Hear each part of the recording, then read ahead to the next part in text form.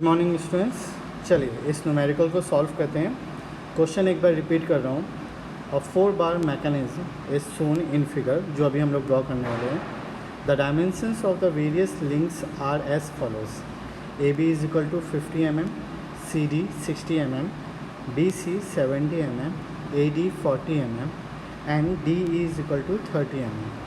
The force acting at point E is 200 Newton at 120 degree from horizontal. Determine the input torque on line AD. ठीक है, अब हमें draw करना है। तो ड्रॉ करते वक्त आपको जो इम्पॉर्टेंट चीज़ें हैं क्या, कि पहले आपको पता है कि 10 mm is equal to 1 centimetre. तो हमने क्या किया, पहले इसको हॉरिजेंटली मतलब बिल्कुल स्ट्रेट ले लिया, और अब AD की वैल्यू आपको देके रखी है 40 सेंटीमीटर। तो आपको 40 सेंटीमीटर की लाइन ड्रॉ करनी है, 20, 30, 40। ओके, अब इसका नाम आपने दे दिया, इसका नाम दे दिया AD, सॉरी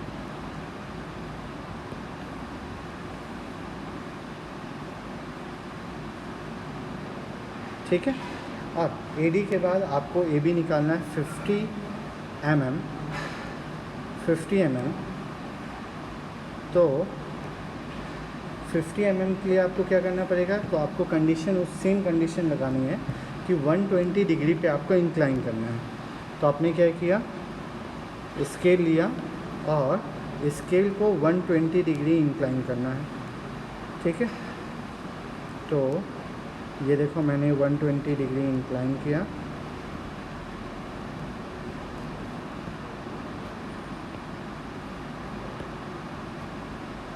डिग्री इंक्लाइन किया और AB की वैल्यू ऑफ 50, 1 2 3 4 5।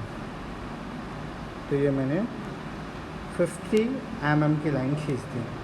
ठीक है, अब यहाँ पे 1 2 3 4, अब यहाँ पे देखो आपके पास BC, मतलब अगर मैं इससे किनारे करूँ, इसके नाम दिया B, तो मेरे पास BC दिया हुआ है, BC दिया हुआ है 70 mm और CD दिया हुआ है 60 mm। ठीक है, तो अब आपको क्या करना है, B से C के लिए 70 mm का एक आर्क काटना है। तो अभी हम लोग को क्या करना है, तो अभी हम यहाँ पे जाएंगे और यूनिवर्स में कहीं 70 mm का आर्क काटेंगे। तो जब तुम 70 mm का आर्क काटोगे, 70 mm का आर्क काटोगे यहाँ पे, और 60 mm का आर्क काटोगे, मतलब यहाँ से ये अप्रॉक्स 70 होना चाहिए और ये वाली लाइन जो होनी चाहिए वो 60 होनी चाहिए। तो ये 70 और ये 60 जहाँ पे मिल रहा है, उस पॉइंट को नाम हम लोग देंगे C। ठीक है, तो अब आपकी जो लाइन बनेगी, स्ट्रेट लाइन जो बनेगी, वो कुछ यहाँ से ऐसा और यहाँ से ऐसा होगा। ठीक है, चलिए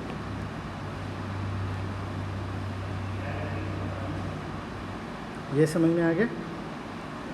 अच्छा, अब ये समझ में आ गया, तो हमने नाम दे दिया, ये 70 mm और ये 60 mm। आपके पास ये 40 था और ये 50 है, और ये एंगल दिया हुआ था जो हमने बनाया था 120 डिग्री का।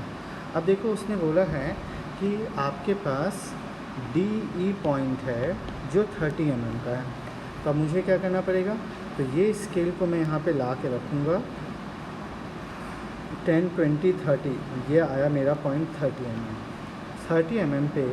जैसे यहाँ पे मेरा जीरो था, यही जीरो यहाँ पे एक मैं यूनिवर्स में एक लाइन खींचूँगा। लाइन खींचने के बाद मैंने जैसे आपको लास्ट टाइम समझाया था क्या, कि पहले मुझे क्या करना है, तो मैंने एक लाइन खींची यहाँ से, अगर ये 120 डिग्री का एंगल हुआ तो ये एंगल जो होगा वो 60 होगा। सिमिलरली ये वाला भी एंगल आपका 60 होगा। तो मुझे अब इस पॉइंट से एक 60 डिग्री का एंगल लेना है।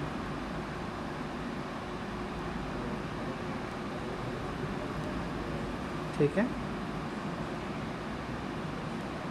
अब 60 डिग्री के एंगल के पास मैं एक लाइन खींच दूँगा और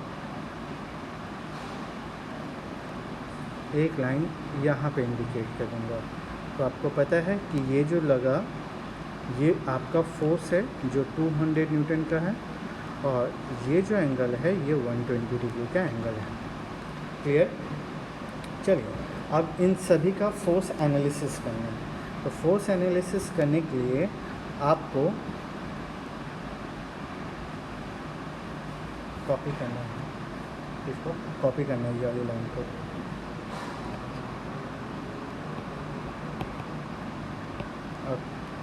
ठीक है, अब क्या करेंगे, हम इसको उठा के मतलब एज इट इज़ जितना उधर रखा था रेफरेंस वही रेफरेंस यहाँ पे रखेंगे।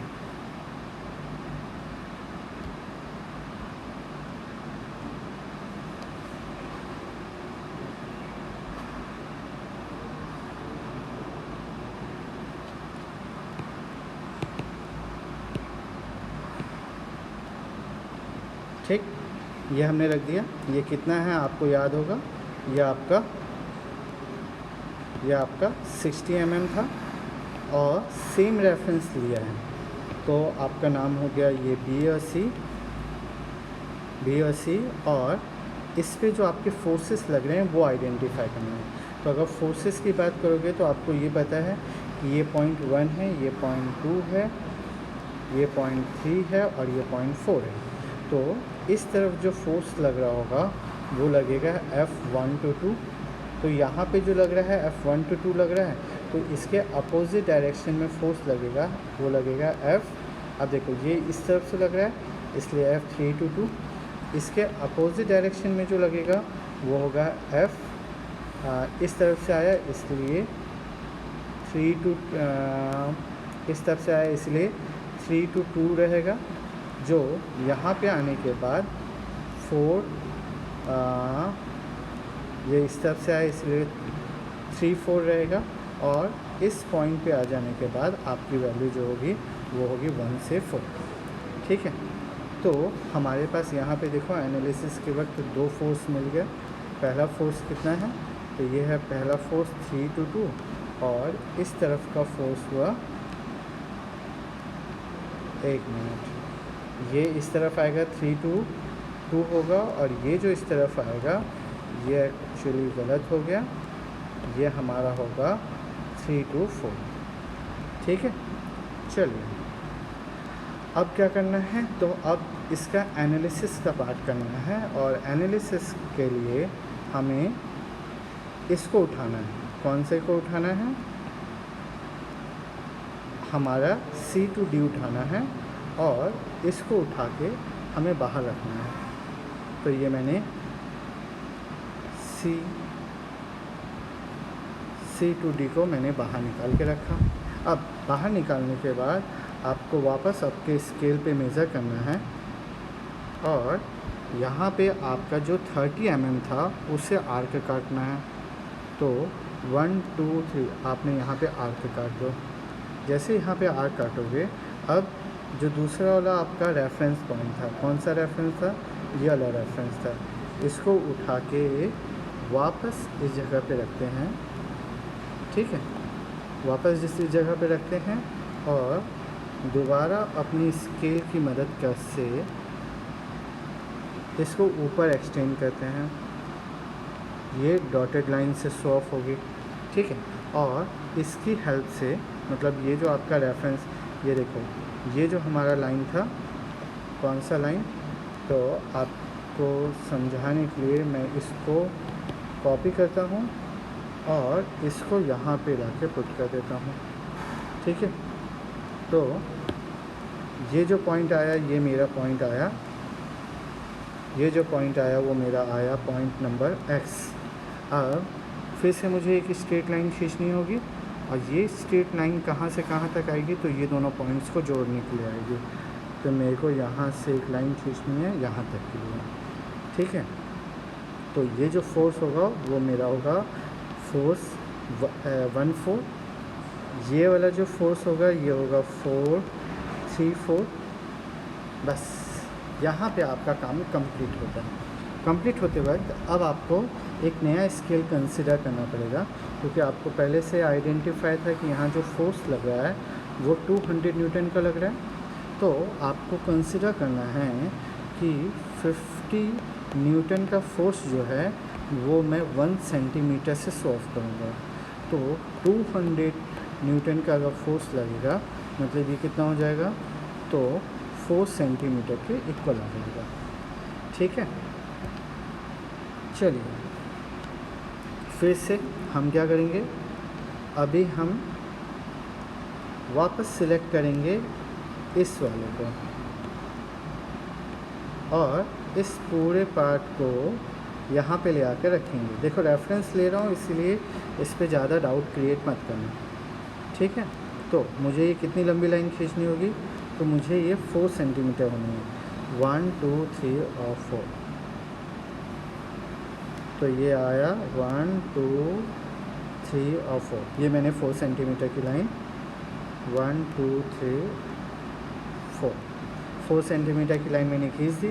अब 4 सेंटीमीटर की लाइन खींचने के बाद अब आपको फिर से डुप्लिकेट करना है, मतलब आपके पास ये जो लाइन है इस लाइन को कॉपी करिए और जितना ये है उसी को यहाँ पे पुट करिए।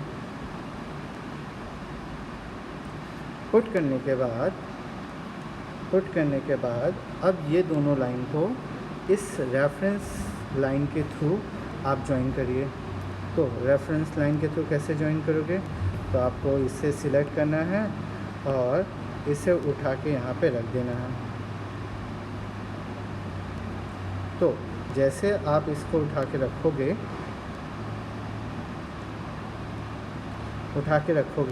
ये आपका फोर्स बताएगा 3 to 4, जिसे आपको अब मेज़र करना है। मेज़र करोगे तो आप आइडेंटिफाई करोगे कि इसकी वैल्यू समथिंग 10 अप्रॉक्स 14 mm के इक्वल आ रही है।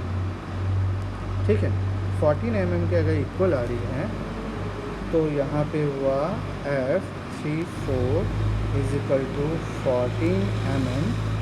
डैट मीन्स आपका ये हुआ 14 × 50 अप्रॉक्स टू 70 न्यूटन।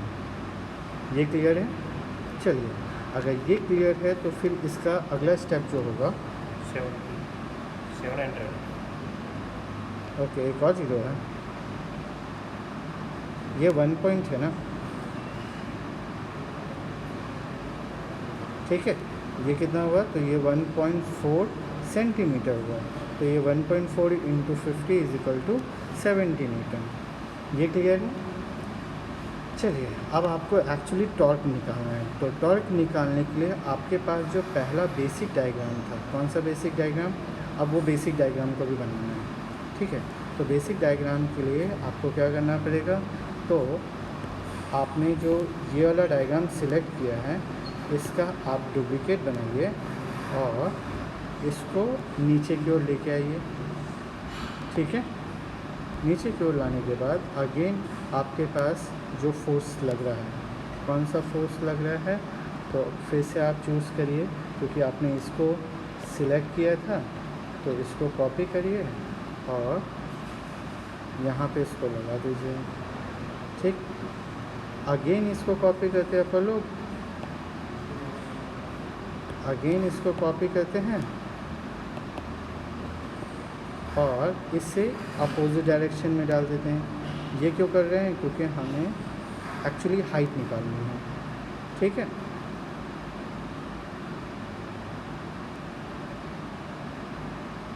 चलिए अब ये दोनों की हाइट फाइंड आउट करनी है। तो अगर आप ये दोनों की हाइट फाइंड आउट करोगे तो ये कितनी होगी, तो ये होगी 1 2 3 4 समथिंग 4.4। मतलब ये कि ये दोनों के बीच की जो हाइट है वो h इज इक्वल टू 4.4 है। अब आपको याद दिला दूं कि हमें यहाँ पे टॉर्क फाइंड आउट करना है। तो टॉर्क का जो फॉर्मूला होता है वो तो फोर्स इनटू परपेंडिकुलर हाइट। ठीक है, तो फोर्स हमने ऑलरेडी निकाल के रखा हुआ है 70 न्यूटन और हाइट जो है वो है 4.4 mm। तो ये समथिंग 28 मतलब अप्रॉक्स 2800 न्यूटन मीटर। ये मैं एक अप्रॉक्स बोल रहा हूँ ना, ये आपको खुद से सॉल्व करना है, उससे आइडेंटिफाई करना। ये आपका आंसर आ गया, ठीक है।